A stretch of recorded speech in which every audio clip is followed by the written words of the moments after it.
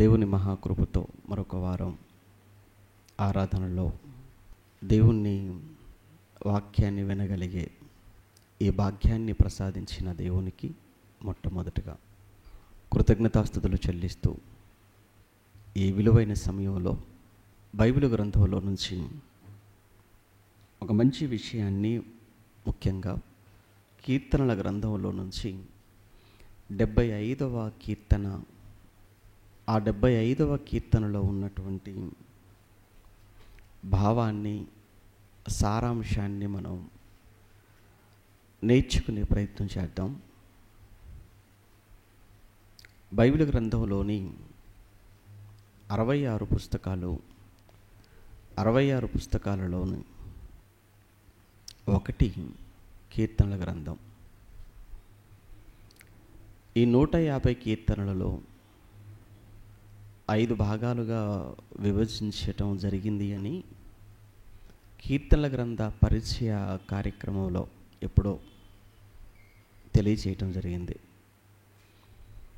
ప్రథమ స్కందము అని, ద్వితీయ స్కందము అని, తృతీయ స్కందము అని, ఇలా మొత్తం 150 కీర్తనలను 5 భాగాలుగా విభజించటం జరిగింది.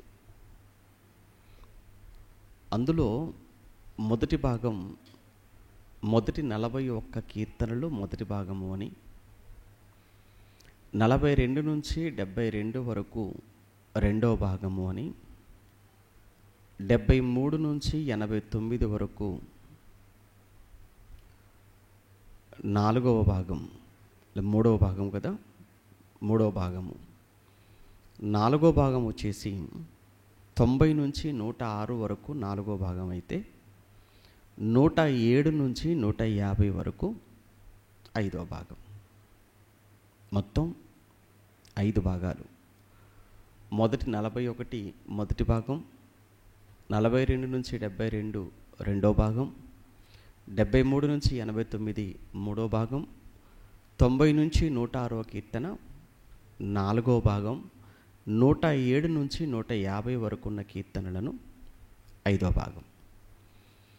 ఇందులో మొదటి 2 భాగాలు, వీటిని ఆరాధన కీర్తనలుగా చెప్పటం జరిగింది. అంటే 72 వరకు ఉన్న కీర్తనలను ఆరాధనకు సంబంధించిన కీర్తనలు అని. తర్వాత 73 నుంచి 106 వరకు ఉన్నటువంటి ఆ కీర్తనలను, వాటిని దేశభక్తికి సంబంధించినటువంటి కీర్తనలు అని. ఆ తర్వాత 107 నుంచి ఉన్న చివరి కీర్తనలు ఏవైతే ఉన్నావో వాటన్నిటినీ కూడా స్తుతి కీర్తనలుగా చెప్పటం జరిగింది. అయితే ఇప్పుడు మనం మాట్లాడుకోబోతున్న 75వ కీర్తన అని అన్నాం కనుక, ఈ కీర్తన 5 భాగాలు, 5లో ఇది ఏ భాగంలోనికి వస్తుంది? 75వ కీర్తన అన్నది ఏ భాగం? 5 భాగాలని చెప్పాను కదా. ఎన్నో భాగం? 3వ భాగానికి సంబంధించిందిగా ఉంది. ఇక కీర్తనలు అనగానే అన్ని కీర్తనలు కూడా ఒకరే వ్రాయలేదు. అనగా 150 కీర్తనలు కూడా ఒకరు రాసినటువంటి కీర్తనలు కాదు. ముఖ్యంగా ఎక్కువ, చాలామంది అభిప్రాయం ఏంటంటే దావీదు గారు రాశారు అని. దావీదు గారి పేరు ఎందుకు చెబుతూ ఉంటారు అని అంటే, మెజారిటీ ఆయనే రాశాడు కనుక ఎక్కువ శాతం, ఎక్కువ కీర్తనలు దావీదు గారు రాయడం మూలాన దావీదు కీర్తనలు అని చెప్తుంటారు. కానీ అన్నీ దావీదు రాసిన కీర్తనలు కాదు. మొదటి విషయం. దావీదు గారితో పాటు మరికొంతమంది కూడా రాశారు అని, ఇవన్నీ కీర్తనల గ్రంథ పరిచయ భాగంలో మీకు చెప్పినటువంటి సంగతులే మళ్ళా చెప్తున్నాను, కొత్తవి కావివి. దావీదు గారి తర్వాత ఆసాపు అనేటువంటి ఒక భక్తుడు ఉన్నాడు. ఆయన సుమారు 12 కీర్తనలు ఆయన రాశాడు. తర్వాత కోరహు కుమారులు రాసినటువంటి కీర్తనలు ఉన్నాయి. సొలొమోను గారు రాసిన కీర్తనలు ఉన్నాయి. మోషే గారు రాసినటువంటి కీర్తనలు మనకు కనబడుతుంది. ఎజ్రా గారు కూడా కొన్ని కీర్తనలు రాశారు అని చెప్తారు. తర్వాత మరికొంతమంది, ఇంకా తెలియని మరికొంతమంది కూడా మిగిలినటువంటి కీర్తనలు రాశారు అని చెప్పడం జరిగింది. కనుక కీర్తనలు అనేటప్పటికీ అన్నీ ఒకరు రాసింది కాదు అనేటువంటి ఒక విషయాన్ని మాత్రం మనం చూసుకోవాలి జాగ్రత్తగా. ఇక్కడ ఇంకొక విషయం కూడా ఏంటంటే, మీరు కీర్తనల గ్రంథాన్ని మీరు చదువుతున్నప్పుడు ఆల్మోస్ట్ ప్రతి కీర్తన దగ్గర కూడా ఏమంటారు అని అంటే చిన్ని అక్షరాలతో ఆ కీర్తన ఎవరు రాశారు అనేటువంటి విషయం కూడా అక్కడ రాయటం జరుగుతుంది. చిన్ని అక్షరాలతో ఆ కీర్తన ఎవరు రాశారో అనేటువంటి రాసినటువంటి రచయిత పేరు. మరికొన్ని కీర్తనల దగ్గర ఏ సందర్భంలో కూడా, ఏ నేపథ్యంలో, ఏ సందర్భంలో ఆ కీర్తన వ్రాశారు అన్న విషయం కూడా కొన్ని కీర్తనల దగ్గర మీరు చదువుకోవచ్చు. ఇక్కడ ఇంకొక విషయం మనం గమనించవలసింది ఏంటంటే, ప్రతి కీర్తనకు ఒక బ్యాక్గ్రౌండ్ ఉంటుంది. ప్రతి పాటకు, కీర్తన అంటే పాట, ప్రతి కీర్తనకు ప్రతి పాటకు కూడా వెనుకాల ఒక నేపథ్యం ఉంటుంది, వెనక ఒక బ్యాక్గ్రౌండ్ ఉంటుంది. కనుక ఎప్పుడు కూడా ఒక కీర్తన మనం చదువుతున్నప్పుడు ఈ కీర్తన వెనకాల ఉన్నటువంటి చారిత్రక నేపథ్యం అనేది మనకు తెలియాలి తప్పనిసరిగా. ఆ చారిత్రక నేపథ్యం తెలిసినప్పుడు ఆ కీర్తనను మనం చాలా చక్కగా మనం అర్థం చేసుకోవడానికి ఉపయోగపడుతుంది, అంటే కరెక్ట్గా మనం అర్థం చేసుకోవడానికి ఉపయోగపడుతుంది. మీకు పుస్తక పరిచయం గురించి చెప్పినప్పుడు కూడా ఒక విషయం చెప్తుంటాను ఎప్పుడు కూడా, ఏంటంటే ఆ ప్రతి పుస్తకం వెనుక ఒక ఏమంటారు నేపథ్యం ఉంటుందని చెప్పాను. ఏ పుస్తకం కూడా ఊరకనే వ్రాసినటువంటి పుస్తకం కాదు. ఉదాహరణకు పౌలు గారి పత్రికలు మనం చూసినప్పుడు, పౌలు గారు సంఘాలకు ఆ ఉత్తరం రాస్తున్నాడు అని అంటే అక్కడ ఏదో ఒక సమస్య వచ్చింది. ఆ సమస్య పౌలు గారి దృష్టికి రావటం, పౌలు గారు ఆ సమస్యను పరిష్కరించడం కొరకు సంఘానికి ఆయన ఉత్తరం రాయవలసి వచ్చింది. ఆ ఉత్తరాలే మనం చదువుకుంటున్న పత్రికలు. కనుక పౌలు గారు ఒక పత్రిక రాస్తున్నాడు అని అంటే దాని వెనకాల ఒక సంఘటన జరిగింది అన్నమాట, అందుకు ఆయన ఉత్తరం రాశాడు అని. అలాంటి ప్రతి పుస్తకం కూడా మీరు చదువుతుంటే దాదాపుగా ప్రతి పుస్తకం వెనకాల కూడా ఒక నేపథ్యం లేదా ఒక సంఘటన జరిగింది. ఆ సంఘటనలు మనకు తెలిసినప్పుడు అప్పుడు ఆ పుస్తకాన్ని మనం జాగ్రత్తగా మనం అర్థం చేసుకోవడానికి ఉపయోగపడుతుందని చెప్పాను. అలానే ప్రతి కీర్తన వెనకాల కూడా ఒక నేపథ్యం ఉంటుంది. ఇప్పుడు మనం మాట్లాడుకుంటున్నటువంటి 75వ కీర్తన.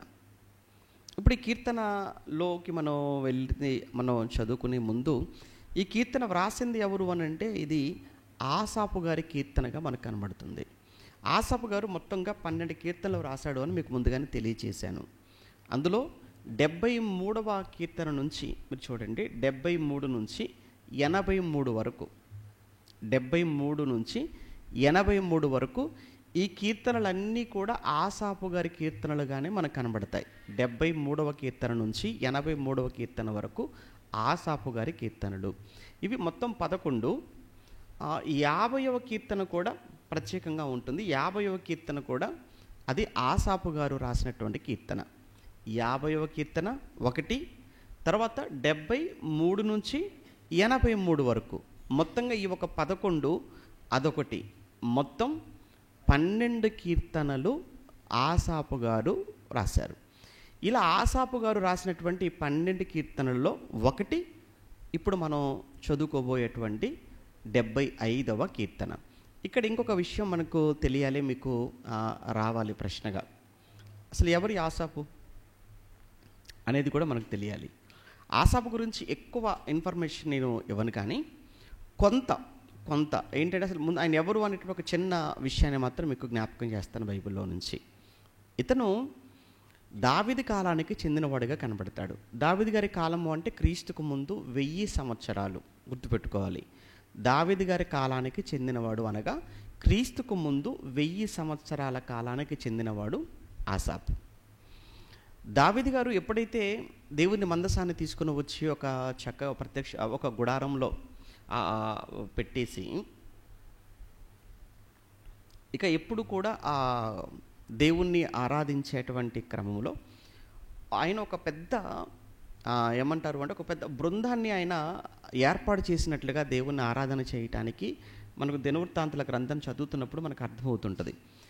యాజకత్వం చేసే విషయంలో కానీ, ఆ దేవుని ఆరాధించేటువంటి సమయంలో సంగీతాలు వాయిద్యాలు వాయించేటువంటి క్రమంలో కానీ, పాటలు పాడటానికి కానీ, ఇలా ప్రత్యేకంగా ఆ సంగీతం వాయించే వాళ్ళు ఒక బృందంగాను, పాటలు పాడేవారు ఒక బృందంగా, యాజకత్వం చేయటానికి ఒక ప్రత్యేకమైనటువంటి గుంపుగా, ఇలా ఆ దావీదు గారు ఎక్కడికక్కడ అంత విభజన చేసి లేవీలలో నుంచి వాళ్ళని ప్రత్యేకంగా దేవుని ఆరాధించేటువంటి భాగంలో వాళ్ళకు బాధ్యతలను కేటాయించాడు ఆయన.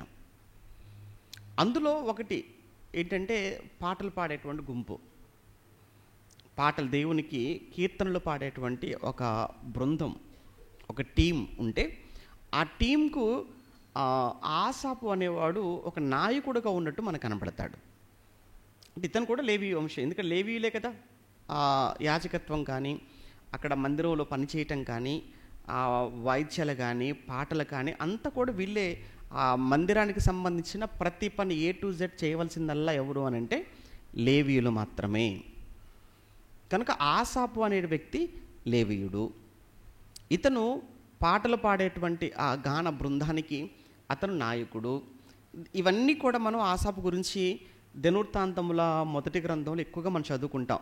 మీరు దినవృత్తాంతంలో మొదటి గ్రంథం 6వ అధ్యాయములు 39వ వచనంలో కానీ, ఆ తర్వాత అదే దినవృత్తాంతముల మొదటి గ్రంథం 15వ అధ్యాయంలో కానీ, అదే దినవృత్తాంతముల మొదటి గ్రంథం 16వ అధ్యాయంలో కానీ ఆసాపును గురించినటువంటి విషయాలు కొన్ని ఉంటాయి. సరే, ఒక్కసారి అవి కూడా చూసి త్వరగా మన కీర్తన దగ్గరకు వచ్చేద్దాం, ఆలస్యం అయిపోయింది ఈరోజు. దినవృత్తాంతముల మొదటి గ్రంథం 6వ అధ్యాయానికి మనం ముందుగా మనం చదువుతున్నప్పుడు దినవృత్తాంతముల మొదటి గ్రంథం 6వ అధ్యాయము 39వ వచనాన్ని మనం ముందుగా చూస్తే, హేమాను సహోదరుడైన ఆసాపు ఇతని కుడి ప్రక్కన నిలిచేవాడు. ఈ ఆసాపు బెరక్యా కుమారుడు. తీశారా అందరూ? దినవృత్తాంతముల మొదటి గ్రంథం 6వ అధ్యాయము నేను 39వ వచనం చదువుతున్నాను. ఓకేనా? ఈ ఆసాపు బెరక్యా కుమారుడు, బెరక్యా షిమ్యా కుమారుడు, షిమ్యా మికాయేలు కుమారుడు. అసలు వీళ్ళంతా ఎవరు అని అంటే 6వ అధ్యాయం ప్రారంభం. లేవి కుమారులు గెర్షోను, కహాతు, మెరారి. కహాతు కుమారులు అమ్రాము. అంటే మొత్తం ఏ వంశాన్ని గురించి ప్రారంభించాడు ఇక్కడ గ్రంథకర్త? లేవి వంశాన్ని గురించి ప్రస్తావిస్తూ వచ్చాడు. లేవికు ముగ్గురుంటే ఆ ముగ్గురులో ఎవరెవరు నుంచి వచ్చారు అని ఏమంటే జీనియాలజీ అంతా కూడా, ఆ వంశక్రమం అంతా కూడా మాట్లాడుతూ వచ్చాడు. అందులో మొత్తానికైతే ఆ లేవి వంశంలో మనకు ఎవరు కనిపించారు? ఇక్కడ ఆసాపు కనిపించాడు. ఇదే దినవృత్తాంతముల మొదటి గ్రంథం 15వ అధ్యాయం. ఇదే దినవృత్తాంతముల మొదటి గ్రంథం 15వ అధ్యాయం. 15వ అధ్యాయంలో ఎన్నో వచనము? 17వ వచనం చదువుకుందామా? 17, దానికంటే ముందు 16 చూద్దాం. అంతటా దావీదు, మీరు మీ బంధువులకు పాఠకులను పిలిచి స్వరమండలములు, సితారాలు, తాళములనగు వాద్య విశేషములతో గంభీర ధ్వని చేయుచు సంతోషముతో స్వరములెత్తి పాడునట్లు ఏర్పాటు చేయుడని లేవీయుల అధిపతులకు ఆజ్ఞ ఇచ్చెను అన్నాడు. చూడండి, అంటే దేవుణ్ణి స్తుతించాలి. దేవుణ్ణి స్తుతించే, దేవుణ్ణి ఆరాధించేటువంటి ఆ భాగం, ఆ క్రమములో ఎలా స్తుతించాలి అని చెబుతున్నాడు. మనం ఆ మాటలు చదువుతున్నప్పుడు సంతోషముతో స్వరములెత్తి పాడునట్లు అన్నాడు. ఇప్పుడు మీరు పాట పాడారు, ఎంత గొప్పగా పాడారు మీకు తెలుసు కదా. ఇప్పుడు పాట పాడారు కదా మీరంతా కూడా, ఎంత గొప్పగా పాడారు కదా, అంత నవ్వుకునేటట్లుగా. అంటే దీనికి కారణం ఏంటంటే, నేను అనుకోవడం ఏంటంటే, అసలు పాట పాడే అలవాటు పోయింది మీకు. మీ గొంతెత్తి మీ స్వరాలతో పాట పాడేటువంటి ఏమంటారు అంటే అలవాటు తప్పిపోయింది. ఎందుకంటే వీడియో పాటలు వచ్చేసాయి కదా. ఇప్పుడు వీడియో పాటలు వచ్చేసేయండి, మనం ఏంటంటే ఇంకా జస్ట్ అలా వచ్చి కూర్చోవటం, ఆ బొమ్మలు చూడటం, వెళ్ళిపోవడం, అంతే. ఇంకా అంతే తప్ప దేవుడు నాకు నోరిచ్చాడు కదా. దేవుడు నాకు నోరిచ్చినప్పుడు, నేను వచ్చిందే ఆరాధన కన్నప్పుడు, నేను వచ్చిందే దేవుని మహిమపరచడానికి, నేను వచ్చిందే దేవుని స్తుతించడానికి, మరి ఏ మాత్రం కూడా నోరెత్తి స్వరం ఎత్తి మీరు పాడనప్పుడు ఎందుకు రావాలి అని అడుగుతున్నానండి. మిమ్మల్ని మీరు ప్రశ్నించుకోండి. దేనికి వచ్చారు ఇప్పుడు మీరు? ఆదివారం దేనికి వచ్చారు? ఇప్పుడు సెమినార్కి వచ్చారా? ఏమైనా కాదు కదా. ఇది పబ్లిక్ మీటింగ్ కూడా ఏం కాదు కదా. మరి దేనికి వచ్చారు ఇప్పుడు మనం అంతా ఎక్కడున్నాం? ఇప్పుడు మనం ఆరాధనలో ఉన్నాం. మరి ఏది నువ్వేం చేయగలుగుతున్నావు ఆరాధన? ఇప్పుడు వాక్యం నేను చెప్తున్నాను, చదివేట వాళ్ళు చదువుతున్నారు. ఇక్కడ వాక్య భాగం వాళ్ళకి ఇచ్చినప్పుడు వాళ్ళు వచ్చి చదువుతున్నారు, నేను చెబుతున్నాను. మీరేం చేస్తున్నారు? మీరు పాడాలి కదా, పాడే అవకాశం వచ్చినప్పుడు. మరి ఏం పాడుతున్నారు? ఏమీ లేదు. అంటే పాడబట్టడానికి ఏమైనా సిగ్గా? అంటే పాట పాడితే ఎవరైనా అంటే ఏమైనా ఏమంటారు అంటే మీ కిరీటం లేకపోతే మీ స్థాయి ఏమైనా పడిపోద్ది అనుకుంటున్నారా? లేదు కదా.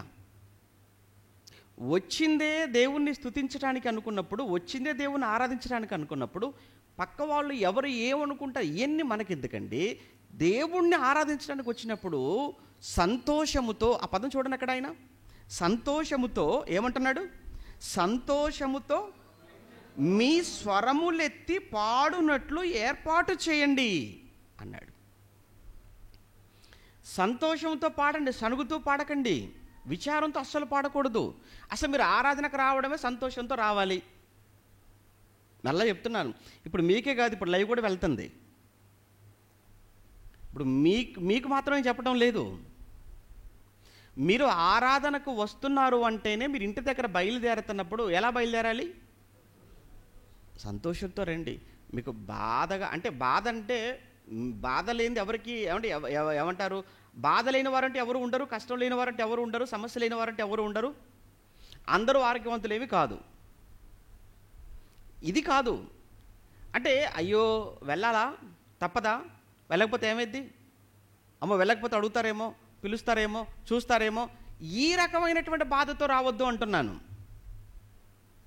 కదా. ఈ విధమైనటువంటి ఆలోచనలతో ఈ విధంగా మనసు చంపుకొని ఇష్టం లేకపోయినా పిలిచారు కదా, వెళ్ళాలి కదా, వెళ్ళకపోతే బాగోదు కదా అని ఈ విధమైనటువంటి మనసుతో మాత్రం రావద్దంటున్నాను. అది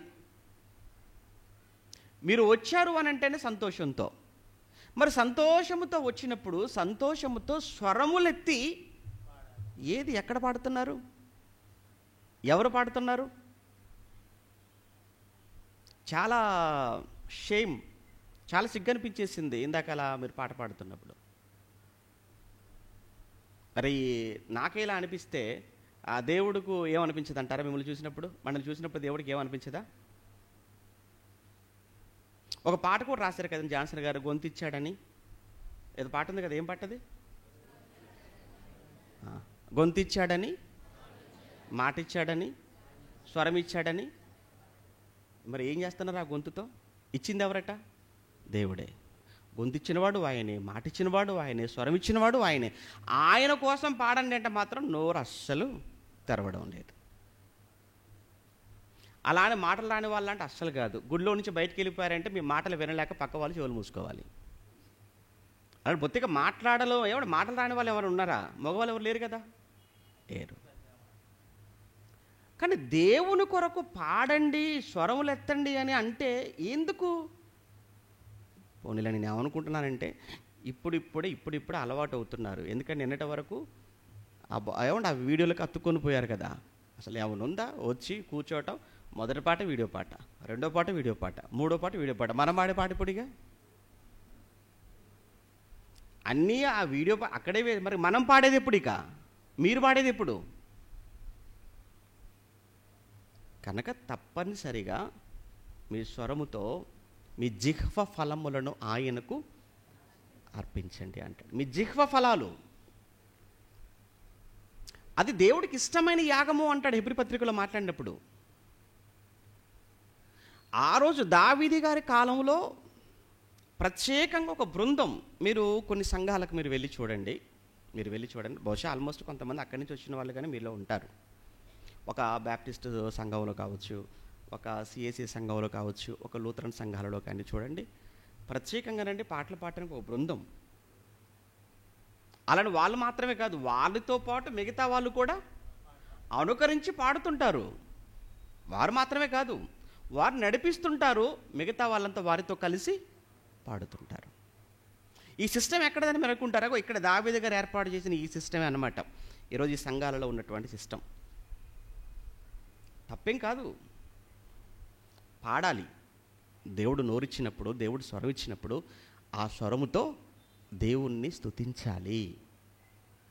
అయితే ఇలా ఆయన దావీదు గారు ఏర్పాటు చేసినటువంటి ఈ బృందానికి ఇతను ఎవరు? ఇతను ఇక్కడ చూద్దాం, ఎక్కడ చదువుకుంటున్నామా? 16 చదువుకున్నామా? 16 చదువుతున్నాము. వాద్య విశేషములతో గంభీర ధ్వని చేయుచు సంతోషముతో స్వరములెత్తి పాడునట్లు ఏర్పాటు చేయుడు అని లేవీయుల అధిపతులకు ఆజ్ఞ ఇచ్చాను. కావున లేవీయులు యోవేలు కుమారుడైన హేమానును వారి బంధువులను చూడండి, వారి బంధువులలో బెరక్యా కుమారుడైన ఆసాపును తమ బంధువులకు మెరారీయులలో కూషాయాహు కుమారుడైన ఏతారును. మనకి ఇక్కడ ఎవరు అవసరం అంటే ఆసాపు అవసరం, అంతే. ఆసాపు వరకు కట్ చేద్దాం, మనకు ఆసాపు కావాలి. ఓకే, మొత్తానికి ఆసాపు ఎక్కడున్నాడు అని మనం చూసినప్పుడు ఆయన ఆ గాన బృందములో ఆయన ఒక సభ్యుడిగా ఉన్నట్టు కనబడుతుంది. ఇక్కడ 15లో మనం చదువుకున్నాం. ఇప్పుడు ఒక్కసారి 16 చదువుకున్నాం అనుకోండి, డైరెక్ట్గా 16 మనం చదువుతున్నప్పుడు 16:4 చూద్దామా? అదే దినవృత్తాంతముల మొదటి గ్రంథం 16వ అధ్యాయం 4వ వచనం. మరియు అతడు యెహోవా మందసము ఎదుట సేవ చేయుచు ఇశ్రాయేళ్ల దేవుడైన యెహోవాను ప్రసిద్ధి చేయుటకు, చూడండి, దేవుడైన యెహోవాను ప్రసిద్ధి చేయుటకును వందించుటకును ఆయనకు స్తోత్రములు చెల్లించుటకును లేవీయులలో కొందరిని నియమించెను. దేవునికి ప్రసిద్ధి చేయటానికి, దేవునికి స్తోత్రములు చెల్లించటానికి లేవీయులలో దేవుడు కొందరిని నియమించాడు. ఎవరు? దావీదు. వారిలో ఆసాపు అధిపతి. వారిలో ఆసాపు ఎవరట? అధిపతి. ఇదంతా కూడా ఎవరి కాలంలో జరుగుతుందని చెప్పాను? ఎవరి కాలం? ఎక్కడ? 15వ అధ్యాయం మొదటి వచనం. ఇదంతా దావీదు గారి కాలం. 15వ అధ్యాయం మొదటి వచనం. దావీదు, చూడండి, దావీదు తన కొరకు దావీదుపురమందు ఇండ్లు కట్టించెను. దేవుని మందసమునకు ఒక స్థలమును సిద్ధపరిచి దాని మీద గుడారం ఒకటి వేయించెను. మందసమును ఎత్తుటకును నిత్యము తనకు సేవ చేయుటకును యెహోవా లేవీయులను ఏర్పరచుకొనని చెప్పి వారు తప్ప మరి ఎవరునూ దేవుని మందసమును ఎత్తకూడదని దావీదు ఆజ్ఞ ఇచ్చెను. ఓకే, అంటే ఇదంతా కూడా ఎవరి కాలంలో జరుగుతున్నది అన్న విషయాన్ని మీకు చూపించడానికి ఈ 15వ అధ్యాయం మొదటి వచనం చూపించాను. ఇది ఎవరి కాలం అన్నమాట? ఇది దావీదు గారి కాలం. దావీదు గారి కాలం నాటికి చెందినవాడే ఆసాపు. ఆసాపు లేవీయుడు.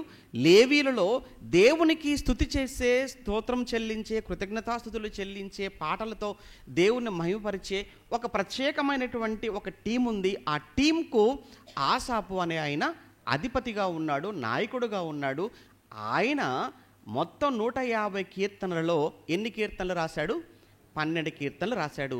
ఆయన రాసినటువంటి ఆ 12 కీర్తనలలో ఒక కీర్తన ఇప్పుడు మనం చదువుకుంటున్నటువంటి 70 కీర్తన? 75వ కీర్తన. ఇప్పుడు మన కీర్తన దగ్గరికి వెళ్ళిపోదాం. 75వ కీర్తన. 75వ కీర్తన మొదటి వచనం నుంచి మనం చదువుకుందాం ఇప్పుడు. అంటే ఇప్పుడు మీరు ఆ కీర్తన చదువుతున్నప్పుడు ఎవరు రాసింది అన్నప్పుడు ఆసాపు రాసింది. ఎవరు ఈ ఆసాపు అని మనం ప్రశ్నించుకుంటే ఇప్పటిదాకా మనం మాట్లాడుకున్నంతా కూడా ఆసాపు ఎవరు అన్నదానికి సమాధానం. రైట్, చూద్దాం ఏం చెప్తున్నాడు ఈ కీర్తనలో, ఏం మాట్లాడుతున్నాడు. దేవా, నేను నీకు కృతజ్ఞతాస్తుతులు చెల్లించుచున్నాము. దేవా, నేను అనలేదు, మేము. ఆ పదం చూడండి, అక్కడ జాగ్రత్తగా చదువుకోవాలి. దేవా, మేము నీకు కృతజ్ఞతాస్తుతులు చెల్లించుచున్నాము, నీవు సమీపముగా నున్నావని కృతజ్ఞతాస్తుతులు చెల్లించుచున్నాము అన్నాడు. సహజంగా కృతజ్ఞతాస్తుతులు అనేవి ఎప్పుడు చెల్లిస్తుంటారు జనరల్గా? చెప్పండి, మీరు ఎప్పుడైనా కానీ కృతజ్ఞత కూడిగా పెట్టుకున్నారంటే ఎందుకు పెట్టుకోలేదు? పెట్టుకుంటారు. ఎప్పుడు పెట్టుకుంటారు చెప్పండి? జనరల్గా అందరూ చేసే పని చెప్పండి. అందరూ కూడా కృతజ్ఞత కూడిక ఎప్పుడు ఏర్పాటు చేసుకుంటారు అంటే వాళ్ళకు మేలు జరిగినప్పుడు, వాళ్ళకేదో లాభం వచ్చినప్పుడు, వాళ్ళకేదో మంచి జరిగినప్పుడు పెట్టుకునేటువంటి కూడికగా కృతజ్ఞత కూడిక. ఎందుకంటే ఏమండి, మా అమ్మాయి పాస్ అయిందండి, అందుకే దేవునికి కృతజ్ఞత చెప్తూ కూడిక. ఉద్యోగం వచ్చిందండి, కృతజ్ఞత కూడికండి. బాబు పుట్టాడండి, కృతజ్ఞత కూడికండి. జనరల్గా ఇదే, ఈ కారణాల చేతనే కదా కృతజ్ఞత పెట్టుకుంటారు, దేవునికి కృతజ్ఞత చెల్లిస్తుంటారు అందరూ. కొంతమంది ఉంటారు కీడు జరిగినా దేవునికి కృతజ్ఞత చెప్పేవాళ్ళు ఉంటారు. అది ఆ భక్తి అది చాలా ఎంతో దేవునిలో లీనమైపోతే తప్ప, దేవుణ్ణి ఎంతో అర్థం చేసుకుంటే తప్ప కష్టాలలో, నష్టాలలో, కీడులో కూడా దేవునికి కృతజ్ఞత చెప్పేటువంటి ఆ మనసు అందరికీ రాదు. అది కొందరికే వస్తుంది. అది యోబు లాంటి భక్తుల జీవితాల్లో మనకు కనబడుతుంది కదా. యోబు గారు అదే కదా చెప్పారు, అన్నీ దేవుడే ఇచ్చాడు, దేవుడే తీసుకుని వెళ్ళిపోయాడు, దేవుని నామమునకు, యెహోవా నామమునకు అన్నాడు. అది యోబు జీవితం. యోబు లాంటి భక్తిపరులైతే అలానే యాక్చువల్గా తెస్సలోనికీయులకు రాసినటువంటి మొదటి పత్రికలో కూడా మనం చదువుతున్నప్పుడు అక్కడ పౌలు గారు ప్రతి విషయమందును మీరు దేవునికి కృతజ్ఞతాస్తుతులు చెల్లించండి. తెస్సలోనికీయులకు రాసిన మొదటి పత్రిక 5వ అధ్యాయం 17వ వచనంలో చెప్తాడు అక్కడ ఆయన, ప్రతి విషయమందును దేవునికి కృతజ్ఞతాస్తుతులు చెల్లించండి అంటాడు. అంటే దేవునికి కృతజ్ఞతాస్తుతులు చెల్లించటం అన్నది మేలులప్పుడే కాదు, కీడులప్పుడు కూడా, మంచి జరిగినప్పుడే కాదు, చెడు జరిగినప్పుడు కూడా, లాభం అప్పుడే కాదు, నష్టములో కూడా దేవునికి కృతజ్ఞతాస్తుతులు చెల్లించండి. ప్రతి విషయమందును అన్న పదాన్ని చూసినప్పుడు ఆయన అందరూ మేలులు మేలులు మంచి లాభం అప్పుడే కదా చెల్లిస్తున్నారు, అది అందరూ చెప్పేదే. కానీ కీడులో కూడా చెప్పగలిగే ఆ స్థాయికి మనం చేరుకోవాలి. ఎందుకంటే మనం అనుకుంటున్నాం కీడు అని మనం అనుకుంటున్నాం, కానీ ఆ కీడును కూడా మనం సహించగలిగితే దాని వెనకాల దేవుడు దాచిన మేలేంటో నువ్వు చూస్తావు. యోబు జీవితంలో వచ్చినటువంటి ఆ కష్టం, యోబు జీవితంలో కలిగిన కీడు, ఆ కీడులో దేవుణ్ణి స్తుతించాడు, దీనిలో కూడా ఏదో ఉంది అని మేలు. చివరికి ఎన్ని పోగొట్టుకున్నాడో, ఏం పోగొట్టుకున్నాడో వాటన్నిటికీ రెట్టింపు పొందుకున్నవాడుగా మనకు యోబు జీవితంలో మనం చూస్తుంటాం. అందుకే తొందరపడకూడదు. మన జీవితంలో ఏ కష్టం వచ్చినా, ఏ నష్టం, ఏ కీడు సంభవించినా తొందరపడి మన భక్తిని, మన విశ్వాసాన్ని మనం పోగొట్టుకోకూడదు. ఓకే, ఇప్పుడు మనం ఈ 75వ కీర్తనలో ఆసాపు గారు మాట్లాడుతూ ఏమంటున్నారు ఆయన, 75వ కీర్తనలో, దేవా మేము నీకు కృతజ్ఞతాస్తుతులు చెల్లించుచున్నాము, నీవు సమీపముగా ఉన్నావు, మేము కృతజ్ఞతాస్తుతులు చెల్లించుచున్నాము అన్నాడు అని అంటే ఇది కేవలం ఇది కేవలం ఒక ఆసాపు మాత్రమే కాదు, తనతో పాటు అందరినీ కలిపి మాట్లాడుతూ మేము కృతజ్ఞతాస్తుతులు చెల్లించున్నాము అన్నాడు. అంటే దావీదు గారి కాలం నాటికి ఆసాపు గారు, దావీదు గారు సహజంగా ఆయన ఎక్కడ యుద్ధానికి వెళ్ళినా కానీ ఆయనకి విజయమే తప్ప ఆయనకి ఎప్పుడు కూడా ఓటం అనేది కనబడదు. ఓటం ఎరుగని ఒక మహారాజుగా, చక్రవర్తిగా దావీదు మనకు కనబడుతూ ఉంటాడు. అంటే శత్రువులపైన విజయాన్ని, శత్రు రాజ్యాలపైన విజయాన్ని పొందుకున్నప్పుడు అప్పుడు బహుశా ఆసాపు గారు ఈ కీర్తన వ్రాస్తూ దేవునికి కృతజ్ఞతాస్తుతులు చెల్లిస్తున్నారేమో అని అనుకోవడానికి అవకాశం ఉంది. ఎక్కువ మంది అలానే మాట్లాడుతూ ఉన్నారు. లేదా ఇంకొక కారణం కూడా ఉంది, ఏంటంటే భవిష్యత్తులో దేవుడు ఇవ్వబోయేటువంటి విజయాలను బట్టి, భవిష్యత్తులో దేవుడు భక్తిహీనుల పట్ల లేదా అహంకారుల పట్ల, గర్విష్ఠుల పట్ల దేవుడు జరిగించే తీర్పులను ముందుగా ఎరిగిన వాడే ఆసాపు దేవునికి కృతజ్ఞతలు చెల్లిస్తున్నాడు అనుకోవడానికి కూడా స్కోప్ ఉంది, అవకాశం ఉంది. అక్కడ మనం చదువుతుంటే మనకు అర్థమవుతుంటుంది. ఒకటి, దేవుడు వారికి అనుగ్రహించిన విజయాన్ని బట్టి దేవునికి కృతజ్ఞతలు చెల్లిస్తున్నాడు అన్నది కీర్తన యొక్క సారాంశంగానూ ఉంది.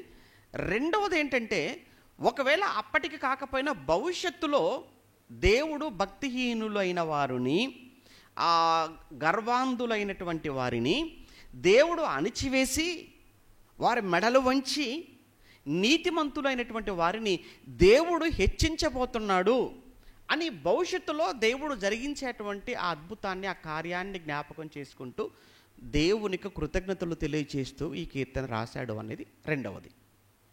ఓకేనా? రెండు చెప్పాను, ఒకటి జరిగింది లేదా రెండు జరగబోయేదిగా అన్నట్లు. ఇప్పుడు మనం మొదటి వచనం చదువుకున్నాం. ఇక అక్కడి నుంచి మనం కిందికి మనం చదువుతూ అలా వెళ్ళామనుకోండి, అందులో నీవు సమీపముగా ఉన్నావని కృతజ్ఞతాస్తుతులు చెల్లించుచున్నాము అన్నాడు. అంటే దేవుడు సమీపముగా ఉన్నాడా? అవును, సమీపంగా ఉన్నాడు. ఎంత సమీపముగా ఉన్నాడు అడుగుతున్నాను. మన దేవుడు సమీపముగా ఉన్న దేవుడా? సమీపం అంటే చాలా దగ్గరగా ఉన్నాడు. ఎప్పుడు ఒక విషయాన్ని మీరు గుర్తుంచుకోండి, మీకు మనుషులు దూరంగా ఉండొచ్చేమో, మీరు అనుకోవచ్చు మీకు చాలామంది మీకు సమీపంగా ఉన్నారు, మీకు చాలామంది దగ్గరగా ఉన్నారని. మనకు దేవుని కంటే అతి దగ్గరగా ఉన్నటువంటి వాడంటూ మనకు ప్రపంచంలో ఎవ్వరూ లేరు, ఎవ్వరూ కారు. ఎంత దగ్గరగా ఉన్నాడో తెలుసా? ఒకసారి ద్వితీయోపదేశకాండం 4వ అధ్యాయం మనం చదువుతున్నప్పుడు ఒకసారి ఆ మాట చూద్దాం.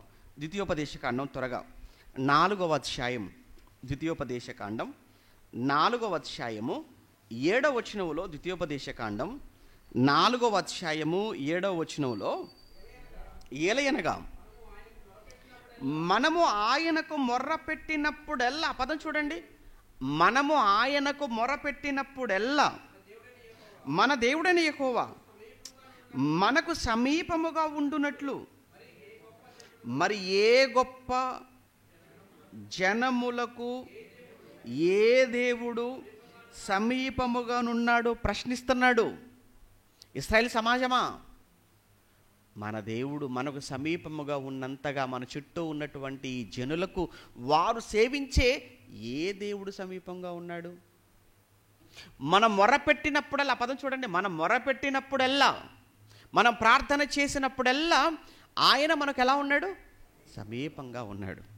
ఏమంటే దేవుడు చాలా దగ్గరగా ఉంటాడు, చాలా సమీపంగా ఉండే దేవుడు. సమీపంగా ఉండే దేవుడు అని చెప్పిన తర్వాత మనం ఆయనతో మనం ప్రార్థన చేసేటప్పుడు మొరపెట్టడం అనేది ఎలా మొరపెట్టాలంటే, చిన్నగా మెల్లిగా మనం మాట్లాడితే సరిపోతుంది, మెల్లగా మొరపెడితే సరిపోతుంది. ఏమంటే మనం ఎప్పుడు గట్టిగా అరవాలి, గట్టిగా మనకి కేకలేయాలి అని అంటే దూరంగా ఉన్నప్పుడు. దగ్గరగా ఉన్నప్పుడు పిలిచినప్పుడు ఎలా పిలుస్తాం మనం? దగ్గరగా ఉన్నప్పుడు ఎలా? నెమ్మదిగా పిలుస్తుంటాం.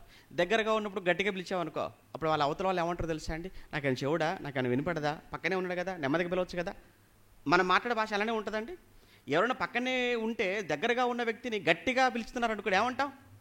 ఎందుకురా అంత గట్టిగా పిలుస్తున్నావు, ఎందుకురా అంత గట్టిగా అరుస్తున్నావు, నాకేమైనా చెవుడా, వినపడదా, దూరంగా ఉన్నానా అంటాం.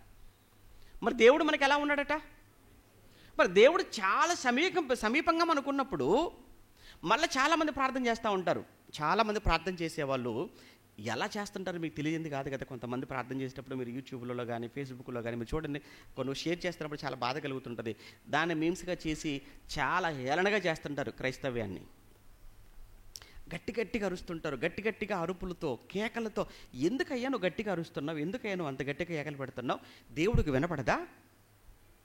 ఆయన సమీపంగానే ఉన్నానంటున్నాడు, నీకు చాలా దగ్గరగా ఉన్నానంటున్నాడు. నెమ్మదిగా మాట్లాడు, చిన్నగా మాట్లాడు అన్నాడు ఆయన. ఒకసారి మరలా ఏమంటే 119వ కీర్తన మనం చూసాం కదా. ఏమంటే ఇక్కడ మనం ద్వితీయోపదేశకాండం చూసాం కదా. ఒకసారి అదే కీర్తనలో ఒకసారి మళ్ళీ కీర్తన దగ్గరకు వచ్చేద్దాం. 119లో చదువుకున్న లేఖన భాగం ఉంది చూసారా, 150, 151 వచనాలలో 119వ కీర్తన 150 మరియు 151 మనం చదువుతున్నప్పుడు, దుష్కార్యములు చేయువారును నీ ధర్మశాస్త్రమును త్రోసివేయువారును నా యొద్దకు సమీపించుచున్నారు. ఎవరు వాళ్ళు? దుష్కార్యములు చేసేవారు, తప్పుడుగా మాట్లాడేవారు, తప్పులు చేసేవారు, మనకు హాని చేయాలనుకున్నవారు, కీడు చేయాలనుకున్నవారు, మనల్ని బాధ పెట్టాలి, బంధించాలి, చంపాలి. ఏమంటే వీళ్ళందరూ కూడా మాట్లాడుతూ అంటున్నాడు ఆయన, దుష్కార్యములు చేయువారును నీ ధర్మశాస్త్రమును త్రోసివేయువారును నా యొద్దకు వాళ్ళు ఏమవుతున్నారు? సమీపిస్తున్నారు. అని అంటే ఎందుకు సమీపిస్తున్నారు వాళ్ళు? నాకు హాని చేయడానికయ్యా, నాకు కీడు చేయటానికి. అంటే దుష్కార్యములు చేయువారు, చెడ్డవారు, భక్తిహీనులు, గర్విష్ఠులు, శత్రువులు, వారు నాకు దగ్గరగా వస్తున్నారు, వారు నాకు సమీపముగా వస్తున్నారు. వారు ఎందుకు నాకు దగ్గర అవుతున్నారు అని అంటే, నాకు కీడు చేయడానికి, నాకు హాని చేయడానికి, నన్ను ఇబ్బందుల్లోకి నెట్టడానికి, నన్ను అవమానపరచటానికో, నాకు కష్టాలను కలగచేయటానికో, నా మీద నిందలు వేయటానికో, లేదా నా మీద దాడి చేయటానికో శత్రువులైనటువంటి వారు నాకు సమీపముగా వస్తున్నారు. అప్పుడు వాళ్ళు సమీపముగా వస్తున్నప్పుడు నేను ఎందుకు భయపడాలి? ఎందుకు? నేను భయపడను. కారణం ఏంటంటే, నాకు సమీపముగా ఉన్న దేవుడు, నాకు దేవుడు చాలా సమీపంగా ఉన్నాడు. మీకు ఒక విషయం గుర్తు చేస్తాను. ఇశ్రాయేలీలు ఐగుప్తును వదిలేశారు. ఇశ్రాయేలీలు ఐగుప్తును వదిలేసి వారు ఆ కనానుకు బయలుదేరారు. ఐగుప్తును విడిచిపెట్టేశారు. ఐగుప్తు బార్డర్లోకి వచ్చేటప్పటికి అక్కడ ఎర్ర సముద్రం దాటాలి. ముందు చూస్తేనేమో ఎర్ర సముద్రం. ఒక్కసారి వెనక్కి తిరిగి చూసుకునేసరికి మరల ఫరోతో పాటు తన సైన్యం, వీళ్ళంతా ఎవరు? ఇశ్రాయేలుకు శత్రువులు. ఇప్పుడు ముందు ఏమో సముద్రం, వెనకేమో శత్రువులు. ఆ ఫరో తన సైన్యంతో పాటు చాలా సమీపం అవుతున్నాడు, దగ్గరకు వచ్చేస్తున్నాడు. ఇక ఇశ్రాయేలు అంతా భయపడిపోతున్నారు. ఇక మరి కాసేపట్లో మరలా వాళ్ళ చేతికి మనం చిక్కిపోతాము, వాళ్ళ చేతికి దొరికిపోతాం, మరలా వాళ్ళు మనల్ని బానిసలుగా చేసుకుంటారు, మన మీద దాడులు చేస్తారు అని భయపడిపోతున్న సమయంలో సడన్గా వారి మధ్యలోకి ఎవరు వచ్చేసారు? ఇప్పుడు దేవుడు దిగిపోయాడు. ఒకవైపు ఫరో సైన్యం, మరోవైపు ఇశ్రాయేలీలు, మధ్యలో ఎవరు? దేవుడు అడ్డొచ్చేసాడు. ఇప్పుడు దీన్ని మీరు మనసులో పెట్టుకొని ఇప్పుడు ఈ మాట చదివారనుకోండి, 150 వచనం, దుష్కార్యములు చేయువారును నీ ధర్మశాస్త్రమును త్రోసివేయువారును నా యొద్దకు సమీపించుచున్నారు, అయినా లేదా కావున యెహోవా నీవు సమీపముగా ఉన్నావు అన్నాడు.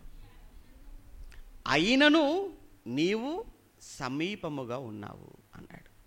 అంటే దేవుడు మనకు సమీపముగా ఉన్నంత వరకు ఏ దుష్టుడు, ఏ దుర్మార్గుడు, ఏ శత్రువు మన మీద వేయడా? ఒకవేళ కాసేపు మనం అనుకుందాం, ఒకవేళ వేసాడు, వాడు మాట్లాడుతున్నాడు మన కోసం చాలా గర్వంతో మాట్లాడుతున్నాడు, చాలా అహంకారంతో మాట్లాడుతున్నాడు, మన విషయంలో చాలా అన్యాయంగా ప్రవర్తిస్తున్నాడు, మనం వరి అవ్వాల్సిన పని లేదు. ఎందుకంటే దీని గురించి 75వ కీర్తనలో మాట్లాడతాడు. ఒకసారి మళ్ళీ మన కీర్తనకి వెళ్దాం, 75వ కీర్తనకి వెళ్ళిపోదాం. 75వ కీర్తన. ఆ 75వ కీర్తనలో ఇక 2 నుంచి మనం చదువుతున్నప్పుడు ఈ విషయాలే ఆయన ప్రస్తావిస్తూ ఉంటాడు. 2వ వచనంలో నేను యుక్త కాలమును కనిపెట్టుచున్నాను అన్నాడు, నేనే న్యాయమును బట్టి తీర్పు తీర్చుచున్నాను. యుక్త కాలమును అంటే అర్థం ఏంటో, సరి అయినటువంటి కాలం. అంటే దేవుడికి కూడా ఒక టైం ఉంది, ప్రతిదానికి సమయం కలదు అని ప్రసంగి 3లో చెప్పినట్లు దేవునికి కూడా ఒక సమయం ఉంది. మనం కంగారు పడకూడదు. అప్పుడప్పుడు అంటుంటాం, ఒరే టైం నీది నడుస్తుందిరా, నాకు ఒక టైం వస్తుందిరా. మనం చెప్పండి, ఇప్పుడు ప్రస్తుతానికి ఏమండి ఆడదండి టైం అంతా, ఏమండి నాకు ఒక రోజు వస్తుందండి, నాకు ఒక సమయం వస్తుందండి, ఏమండి ఆ రోజు నేను మాట్లాడతానండి అని మనం అన్నట్లు దేవుడికి కూడా ఏముందో తెలుసా? ఒక సమయం. ఆ సమయం వచ్చినంత వరకు దేవుడు వెయిట్ చేస్తుంటాడు. నీలాగా నాలాగా తొందరపడి మాట్లాడేవాడు కాదు, తొందరగా యాక్షన్ తీసుకునేవాడు అస్సలు కాదు. కానీ ఆయనకు కూడా ఒక సమయం ఉంది, మర్చిపోకూడదు. ఆ సమయం గురించే మాట్లాడుతున్నాడు. నేను యుక్త కాలమును కనిపెట్టుచున్నాను, దేవుని సమయం కోసం కనిపెడుతున్నాను. నేను న్యాయమును బట్టి తీర్పు తీర్చుచున్నాను. భూమియు దాని నివాసులందరూ లయమగునప్పుడు నేనే దాని స్తంభమును నిలుపుదును అన్నాడు. 4 నుంచి చదువుకుందాం. అహంకారులై ఉండకూడదు అని అహంకారులకు నేను ఆజ్ఞ ఇచ్చుచున్నాను. దేవుడు మాట్లాడుతున్నాడు. మీరు అహంకారులుగా మీరు ఉండకండి రా అని దేవుడు చెబుతున్నాడు. నేను ఆజ్ఞ ఇచ్చుచున్నాను. కొమ్ము ఎత్తకుడి. కొమ్ము అంటే బలానికి, అధికారానికి సూచన. కొమ్ము అనగానే బలానికి, అధికారానికి సూచన. కొమ్ము ఎత్తకుడి, ఎత్తుగా కొమ్ము ఎత్తకుడి, పొగరు పట్టిన మాటలు మాట్లాడకండి అని భక్తిహీనులకు నేను ఆజ్ఞ ఇచ్చుచున్నాను. ఎవరండి మాట్లాడతారలా? అంతే కదా, భక్తిహీనుడే కదా. భక్తిహీనుడే గర్వంతో మాట్లాడతాడు, భక్తిహీనుడే పొగరెక్కి మాట్లాడుతుంటాడు, భక్తిహీనుడే నేను అనే అహంకారాన్ని భక్తిహీనుడే ప్రదర్శిస్తూ ఉంటాడు. అందుకు చెబుతున్నాడు, అలా అహంకారులైన పొగరు పట్టిన వారి కొరకు చెబుతున్నటువంటి మాట ఆయన అంటున్నాడు. పొగరు పట్టిన మాటలు మాట్లాడకండి అన్నాడు. ఇదిగో తూర్పు నుండి అయినను, పడమటి నుండి అయినను, అరణ్యము నుండి అయినను హెచ్చు కలగదు. దేవుడే తీర్పు తీర్చేవాడు, ఆయనే ఒకరిని తగ్గించును, ఒకరిని హెచ్చించును అన్నాడు. దేవుడే ఒకరిని హెచ్చించాలన్నా ఆయనే, ఒకరిని తగ్గించాలన్నా ఆయనే, ఒకరిని బ్రతికించాలన్నా దేవుడే, ఒకరిని చంపాలన్నా దేవుడే, ఒకరిని గొప్ప చేయాలన్నా దేవుడే, ఒకరిని తక్కువ చేయాలన్నా దేవుడే. అందుకే ఎందుకు ఈ అహంకారం, ఎందుకు ఈ గర్వం అంటే, చాలామందిలో మనం చూసేది ఏంటంటే, ఒక స్థాయికి వచ్చిన తర్వాత, ఒక స్థితికి వచ్చేసిన తర్వాత, సహజంగా మనం సొదొమ గొమొర్రాలో ఉన్న ప్రజలు మనం చూస్తుంటాం. వాళ్ళు ఎంత గర్విస్తులని సొదొమ గొమొర్రాలో ఉన్నటువంటి మనుషులు, ఎందుకు వాళ్ళకి అంత గర్వం, ఎందుకు అంత దేవునికి విరోధులుగా మారిపోయారు అంటే, వారు ఉన్నటువంటి యోర్దాను ప్రాంతం అంతా కూడా మంచి సారవంతమైనటువంటి భూమి, మంచి సారవంతమైన నేల. అంటే చక్కగా పంటలు పండుతున్నాయి, చక్కగా భోజనం, ఏమంటే తిండికి కొదవలేదు, బట్టలకు కొదవలేదు. ఇంకా తిండి బట్ట ఇవన్నీ ఉన్న తర్వాత, ఆ డబ్బున్న తర్వాత ఇక దేవుడితో పని ఏముంది చెప్పండి? అందుకే మనిషి ఎప్పుడు కూడా మీరు చూడండి, కడుపు నిండా తిండుంటే దేవుడొద్దు, ఏమంటే మంచి ఉద్యోగం ఉంటే దేవుడితో పని లేదు, ఇంకేముందో డబ్బు ఉంటే దేవుడితో పని లేదు. ఇలా మనిషి దేవుని మీదకి తిరగబడి మనిషి అహంకారిగా గర్విష్ఠిగా మారిపోతూ మాట్లాడుతుంటాడు, గర్వపు మాటలు మాట్లాడుతూ ఉంటాడు. ఒకానొక సమయంలో వాడు నెబుకద్నెజరు కూడా అలానే కదా మాట్లాడాడు, గర్వంతో మాట్లాడాడు కదా. ఇది నా రాజ్యం అని చెప్పాడు. చూసావా, నేను కట్టిన పట్టణము, ఇది నా రాజ్యము, నా అధికారము, నా అంతస్తు, నా స్థితి అని అంతా చూసి విర్రవీగిపోయాడు, గర్వంతో ఊగిపోయాడు. ఆ సమయంలోనే కదా దేవుడు వాడి గర్వాన్ని అణిచి వేసేసాడు. దేవుడు వాడి గర్వాన్ని అణిచి వాడిని అడవి పాలు చేసి వాడు పశువులు తినేటువంటి గడ్డి తినే పరిస్థితి ఒక చక్రవర్తిగా దేవుడు వాడికి పట్టించేశాడు. ఒక చక్రవర్తి అడవి పాలవుతాడని కానీ, అడవిలో పశువులు తినే గడ్డి తింటాడని కానీ ఎవ్వరూ ఊహించలేదు. కానీ దేవుడు తలుచుకుంటే, ఎందుకంటే వాడికి ఆ స్థాయినిచ్చింది దేవుడు, ఆ స్థితిని ప్రసాదించింది ఎవరు? దేవుడు. నీకు తిండి ఉందా? ఒకవేళ కడుపు నిండా తింటున్నావా? నీకు తిండి పెట్టినవాడు దేవుడు, మర్చిపోకూడదు. ఒకవేళ నీకు మంచి ఉద్యోగమా? దేవుడు అది ప్రసాదించింది. నీకున్న జ్ఞానమా? దేవుని భిక్ష. నీకున్న జ్ఞానమైనా, తిండైనా, నీకున్న అధికారమైనా, నువ్వు సంపాదించే సంపాదనైనా, అది ఏదైనా దేవుని భిక్ష, దేవుని అనుగ్రహం అనుకుంటూ దేవుని పాదాల దగ్గర పడి ఎప్పుడు అహంకారాన్ని, గర్వాన్ని మన హృదయాలలోనికి ఇసుమంతైనా రానివ్వకుండా బ్రతికితే దేవుడు గొప్ప చేస్తాడు. అదే చెప్తున్నాడు అక్కడ. ఆయన ఏమన్నాడు తెలుసా? ఆయన, ఇదిగో తూర్పు నుండి పడమట నుండి అయినను ఎక్కడి నుంచి మీకు ఘనత రాదు. దేవుడే తీర్పు తీర్చేవాడు. ఒకనిని ఆయన తగ్గించును, ఒకరిని ఆయన హెచ్చించును. యెహోవా చేతిలో ఒక పాత్ర ఉన్నది, అందులోని ద్రాక్షారసం ఏమైపోతుంది? పొంగుచున్నది. అది సంభారముతో నిండిపోయినది. ఆయన దానిలోనిది పోయుచున్నాడు. ఎప్పుడైతే ఆ పాత్రలోనిది, ఆ ద్రాక్షారసం వారి మీద పోస్తున్నాడో, భూమి మీద ఉన్న భక్తిహీనులందరూ మడ్డితో కూడా దానిని పీల్చి మృంగివేయవలెను అన్నాడు. పోసాడా ఆ పాత్రలోనిదంటే ఏంటి? ఇంతకు ఆ పాత్రలోనిదంటే ఉగ్రత, దేవుని కోపం. మీరు ప్రకటన గ్రంథాన్ని చదువుతున్నప్పుడు మీరు ఆ ఉగ్రతతో కూడిన పాత్రల గురించి మనం ఎక్కువ చదువుకుంటాం. ప్రకటన గ్రంథంలో ఉగ్రతతో, ఆయన కోపంతో నిండినటువంటి పాత్రలు అంటే ఏముందయ్యా అందులో ఆ పాత్రలో అంటే దేవుని ఉగ్రత అంటాడు. ఏముందయ్యా ఆ పాత్రలో అంటే దేవుని కోపం. అంటే ఆ పాత్ర నిండా దేవుడు కోపం. ఆ పాత్రలో ఉన్నటువంటి ఆయన కోపాన్ని ఎవరైతే పొగరుపట్టి, ఎవరైతే అహంకారంతో, ఎవరైతే గర్వంతో మదించి మాట్లాడుతూ ఉంటారో, ప్రవర్తిస్తూ ఉంటారో, వారి మీద ఆయన కోపాన్ని ఏం చేస్తాడు? ఉగ్రతను కుమ్మరిస్తాడు. అలా కుమ్మరించినప్పుడు చక్రవర్తి ఎక్కడికి వెళ్ళాడు? అడవిలోనికి వెళ్ళిపోయాడు. మంచి భోజనం చేయవలసిన వాడు ఏం తింటున్నాడు? గడ్డి తింటున్నాడు. కారణం దేవుడు కుమ్మరించిన తన ఉగ్రత పాత్ర. మనకి ఇంకో విషయం కూడా తెలుసు. మనకు ఆ సౌలు అనేటువంటి రాజు, దేవుడే సౌలును రాజుగా చేశాడు. రాజుగా చేయనంత వరకు మీకు చెప్పాను కదా, సౌలులో ఉన్న సాత్వికం అని ఒక పాఠం చెప్పాను. రాజు కానంత వరకు సౌలు మంచివాడే. రాజు అయ్యాడు, గర్వం వచ్చేసింది. రాజు అయ్యాడు, గర్వం వచ్చేసింది. ఆ గర్వంతోనే కదా సమయాలు వచ్చినంత వరకు కూడా ఆకుండా తొందరపడిపోయి తానే యాజకుడిగా ప్రవర్తించేసాడు. అప్పుడు చెప్పేశాడు, ఇదిగో సౌలు నువ్వు చేసింది చాలా తప్పు. దేవుడు ఈ క్షణాన నిన్ను తగ్గించి మరొకరిని దేవుడు హెచ్చించబోతున్నాడు అన్నాడు. బ్రతిమలాడుకున్నాడు. సమూయేలు కొంగు పట్టుకున్నాడు. వస్త్రం చినిగిపోయింది. సమూయేలు పట్టించుకోకుండా వెళ్ళిపోయాడు. అయిపోయింది. ఇక ఈ క్షణంలో దేవుడు నిన్ను తగ్గించి మరొకరిని హెచ్చిస్తున్నాడు. ఆయన ఎవరో కాదు, దావీదు. 15లో జరుగుతుంది. సమూయేలు మొదటి గ్రంథం 15లో ఆ మాట చెప్పాడు. 16లో ఇమీడియట్గా దేవుడు యాక్షన్లోకి దిగిపోయాడు. సమూయేలు వెళ్ళిపో, బెత్లెహేంకి వెళ్ళిపో. ఆ బెత్లెహేంలో దావీదు ఉన్నాడు, వెంటనే తీసుకెళ్ళి అతన్ని నువ్వు అభిషేకించేసాను. 16లో వెంటనే చక్క జరిగిపోతుంది. చూసారా? ఎవరండి ఇతను దావీదు అని అంటే, దావీదును ఆ సమూయేలు ఇంటికి వెళ్ళి దావీదును పిలిచేటప్పటికీ దావీదు ఏం చేస్తూ ఉంటాడు? గొర్రెల దగ్గర ఉండిపోయాడు, ఎక్కడో దొడ్డిలో. ఇక్కడనేమో రాజు, ఇశ్రాయేల్ రాజ్యానికి రాజు సౌలు. వీడిని అణిచేశాడు. ఎక్కడో గొర్రెల దొడ్డిలో గొర్రెలు కాచుకుంటున్నటువంటి దావీదును తీసుకొచ్చి ఏం చేశాడు? సింహాసనం మీద కూర్చోబెట్టేశాడు. అంటే ఎదిగిన వాణ్ణి అనగదొక్కేది దేవుడే, పడిపోయిన వాణ్ణి, ఎక్కడో ఉన్నవాణ్ణి లేవనెత్తేది దేవుడే. సౌలును అణిచివేయటానికి కారణం ఏంటంటే సౌలులో ఉన్నటువంటి ఆ గర్వం, అహంకారమే అన్నాడు.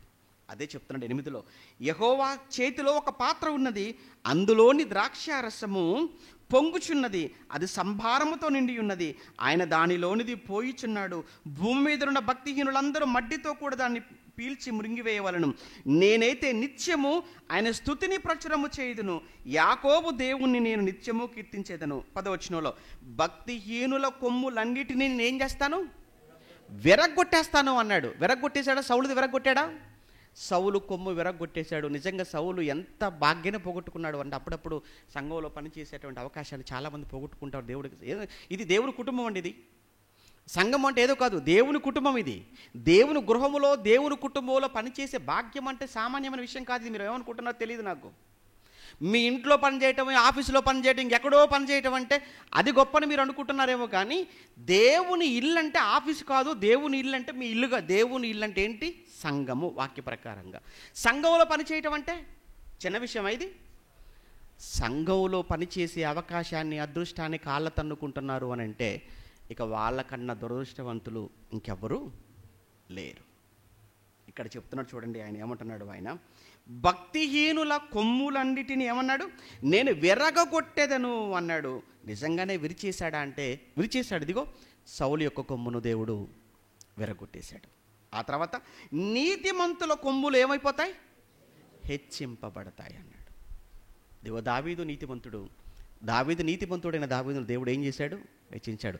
నిజంగా సౌలుకు దక్కినటువంటి ఆ భాగ్యాన్ని ఎంతగా పోగొట్టుకున్నాడు. సౌలు తర్వాత ఎవరు రాజు అవ్వాలంటే సౌలు బెన్యామీను గోత్రం చెందినవాడు. సౌలు బెన్యామీను గోత్రం చెందినవాడైతే సౌలు తర్వాత సౌలు కొడుకు ఎవరండి? యోనతాను రాజు అవ్వాలి. యోనతాను తర్వాత వంశం ఇలా రాజులు అయిపోవాలి. కానీ బ్యాడ్ లక్ ఏంటో చెప్పమంటారా? సౌలుతోనే ఆగిపోయింది. ఇక సౌలు తర్వాత సౌలు కుటుంబంలో, సౌలు వంశంలో, బెన్యామీను గోత్రంలో ఏ ఒక్కడైనా రాజైన చరిత్ర మీరు చూపించగలరా బైబిల్లో? మొదటి రాజు వాడే, సౌలే. కానీ తర్వాత నుంచి అతను చరిత్రలో సౌలు కుటుంబంలో ఏ ఒక్కరూ రాజు కాలేదు. కారణం సౌలు చేసినటువంటి తప్పు. సౌలులో ప్రారంభమైన గర్వం, అహంకారం అతనికి, అతని కుటుంబానికి. మీరు సమూయేలు 2వ గ్రంథం 3:1 చదువుతుంటే సౌలు కుటుంబం ఏమైపోయిందంటే అంతకంతకు నీరసిల్లింది. దావీదు కుటుంబం అంతకంతకు ఏమైంది చదువుకుంటాం? వర్ధిల్లింది. ఆ కుటుంబం పతనమైపోవటానికి, ఈ కుటుంబం వర్ధిల్లటానికి కారణం ఏంటంటే అహంకారం. అంటే మనం గర్వంతో ఉంటే అది కేవలం మనతోనే కాదండి, మన పిల్లలకు, మన పిల్లలకు ఎక్కడో ఒక చోట ఖచ్చితంగా అది మన కళ్ళ ముందు కనబడుతుంది. మనం అనుకుంటాం కానీ మనం చేసింది ఏమైపోతుందిలే అని అనుకుంటాం. కానీ మనం చేసిన తప్పులు, మనం చేసిన పొరపాట్లు మన పిల్లల రూపాలలో కానీ, పిల్లల రూపాలలో కానీ ఎక్కడో ఒక చోట ఏదో ఒక తరువులో మన కళ్ళ ముందు కనబడతాయి. అక్కడ దాకా వెళ్ళకూడదు అనుకుంటే తప్పు జరిగిన ఈ తరువులో అప్పుడే మోకరించి దేవుణ్ణి కోరుకొని క్షమించమని అడిగి పశ్చాత్తాపడితే ఆ శాపం అక్కడ దాకా వెళ్లకుండా ఉంటుందేమో. సౌలు ఆ పని చేయలేదు. అందుకే సౌలును దేవుడు అణిచివేశాడు. ఎక్కడో గొర్రెల దొడ్డిలో గొర్రెలు కాచుకుంటున్న దావీదును పైకెత్తాడు. అదే మనం చదువుకునే మాట. భక్తిహీనుల కొమ్ములన్నిటినీ, కొమ్ము అంటే బలం అని చెప్పాను కదా, బలం, వాళ్ళ అధికారాన్ని నేను విరిచివేస్తాను, నీతిమంతుల కొమ్ములను హెచ్చించేదను అన్నాడు. దేవుడు హెచ్చించాడంటే ఎవడు పడగొట్టలేడు. మళ్ళీ చెప్తున్నాను, దేవుడు హెచ్చించాడంటే ఎవడో అతన్ని పడగొట్టలేడు. దేవుడు పడగొట్టాడంటే మనం అందరం ఎన్ని జాకిలు ఇచ్చి పైకెత్తినా వాడు పైకి ఎక్కలేడు. మనం ఎప్పుడు కూడా ఒకరిని పైకి తీసుకురావాలని మనం అనుకుంటే అది అయ్యే పని కాదు. మళ్ళీ చెప్తున్నాను, మనం అందరం కలిసి ఒక వ్యక్తిని పైకి తీసుకొద్దాం అనుకుంటే పాప అభిమేలెకు అనేటువంటి న్యాయాధిపతిని వాళ్ళ బంధువులు, మా బంధువు కదా, మన ఇంటికి వస్తున్నాడు కదా, మనోడు కదా, చుట్టం కదా అని చెప్పేసి అందరూ చుట్టూ చేరిపోయి డబ్బులు ఇచ్చేసి వాని వెనకాల పరిగెత్తిపోయి మొత్తానికైతే రాజుని చేశారు. చివరికి వాడు చచ్చాడు, చేసిన వాళ్ళందరూ చచ్చిపోయారు, చరిత్రలు లేకుండా పోయారు. మనమెవరం అంటే ఒక వ్యక్తిని పైకి తీసుకురావడానికి, కిందికి అణిచేయటానికి. నువ్వు పైకి తీసుకురావాలనుకుంటే అతను పైకి రాలేడు, నువ్వు అణిచేయాలనుకుంటే ఆ వ్యక్తిని అణిచేయలేవు. ఎత్తువాడైనా, హెచ్చించేవాడైనా, తగ్గించేవాడైనా ఎవరని చదువుకున్నాం? దేవుడు. ఇది 75వ కీర్తనలో ఆసాపు గారి మాటల్లో ఉన్న సారాంశం. ఓకే, వచ్చే వారం మరొక మంచి అంశంతో కలుద్దాం. ప్రార్థన చేసుకుందాం. ప్రేమగల తండ్రి, పరిశుద్ధుడా, మీకు వందనాలు. ఇప్పటి వరకు మేము విన్నటువంటి మాటల్లోని లేదా 75వ కీర్తన ఆసాపు గారి కీర్తనలో ఉన్న సారాంశం మా అందరి జీవితాలకు నాయన ఒక చక్కటి పాఠంగా మా కళ్ళ ముందు పెట్టారు. మేమెవరము కూడా ఎంత ఎదిగినా ఒదిగి ఉండేటువంటి మంచి మనసు మాకు ఇవ్వండి.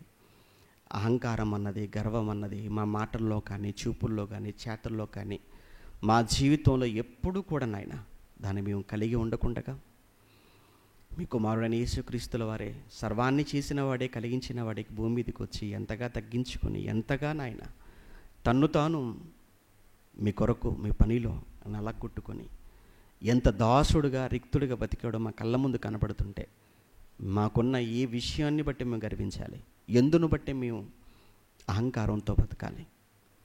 కనుక మా జీవితంలో ఎప్పుడు అహంకారాన్ని, గర్వాన్ని చూపించకుండా అందరము ఒకరినొకరు గౌరవించుకుంటూ, ఒకరికంటే ఒకరు యోగ్యులను ఎంచుకుంటూ, ఒకరి ఎడల ఒకరు ప్రేమ కలిగి, సహనం కలిగి ఆత్మీయ జీవితాన్ని జాగ్రత్తగా కాపాడుకోవటానికి సంఘంలోని ప్రతి కుటుంబానికి, ప్రతి వ్యక్తికి మీ వాక్యపు సహాయాన్ని ప్రసాదించమని వేడుకుంటూ క్రీస్తునామాని ప్రార్థన మీకు సమర్పిస్తున్నాము తండ్రి. ఆమెన్.